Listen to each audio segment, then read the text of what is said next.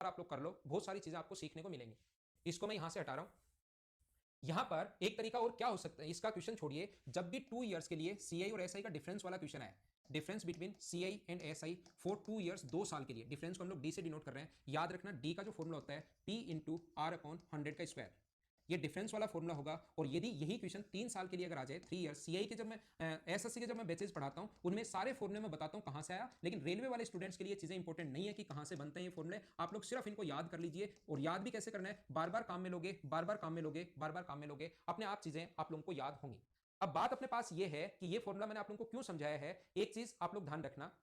देखो अपने पास डी ये किसके लिए है, 3 साल के लिए, 3 साल का आ जाए तो ये लगाना है, 2 साल का आ जाए तो अपने पास ये लगाना है, डी बराबर पी इंटू आर अपॉन 100 का स्क्वायर। ये बात आप लोग ध्यान रखना, इस चीज को आप लोग याद रखना, दोनों फॉर्मूले लिख लो। आगे बढ़ने से पहले बहुत सारी चीजें सिखा के, 2 साल का सीआई और एसआई का अंतर, कभी कभार कहेगा दूसरे साल का सीआई और एसआई का अंतर, ओनली दूसरे साल का सीआई और एसआई का अंतर। तो देखना जब भी ऐसा क्वेश्चन कभी भी आ जाए ना, इसको थोड़ा पढ़ा रहने दो, अपने को इतने जगह की जरूरत है ही नहीं। मान लो आपने 10,000 रुपए, मान लो अपने पास 20% की रेट है, तो सीआई और एसआई का अंतर निकालने का तरीका जो होता है ना, वो होता है अपने पास, मान लो पहले साल का सीआई की बात करूं मैं, फर्स्ट ईयर की, अगर आपने बेसिक शुरुआत वाली 2 क्लास ली हुई है तो आप लोग 100 रुपए प्रिंसिपल मान लो, तो ये 20%।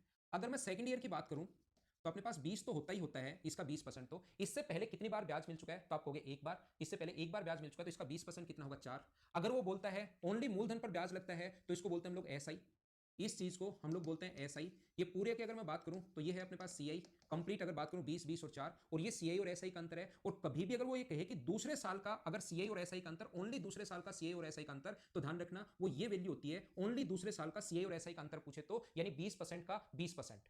हाँ ना बोलिए, एकदम ठीक है क्या, दूसरे साल का सीआई और एसआई का जो अंतर होता है वो होता है 20% का 20%। ये यहां पर 4 जो आता है, वो बात आप लोग ध्यान रखना, ये चीज आप लोग याद रखना। मुझे पक्का पता है कि मैं क्या समझाने की कोशिश कर रहा हूं, आप लोग समझ नहीं पा रहे हो। मैं ये बता रहा हूं, जैसे अपने पास 1,000 रुपए प्रिंसिपल है, 1,000 रुपए, और टाइम जो है वो अपने पास 2 इयर्स है, और 20% अगर हो अपने पास, तो पूछ रहा है ओनली दूसरे साल के सीए और एसआई का अंतर, तो पहले साल का जो होगा वो इसका 20% निकालोगे तो 200 रुपए।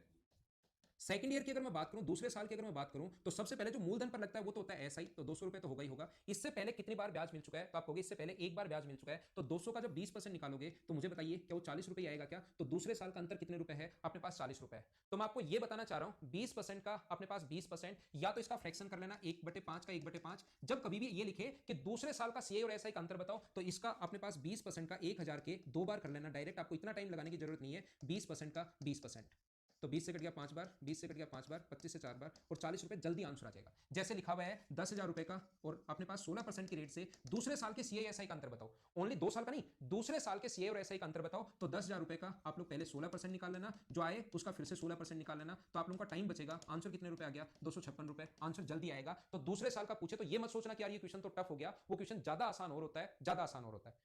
मुझे लगता है थोड़ा ज्यादा समझा दिया आपको, मैं आगे बढ़ता हूं, अगला क्वेश्चन इसको मैं मिटाता हूं ताकि अगला क्वेश्चन हमारे सामने आए।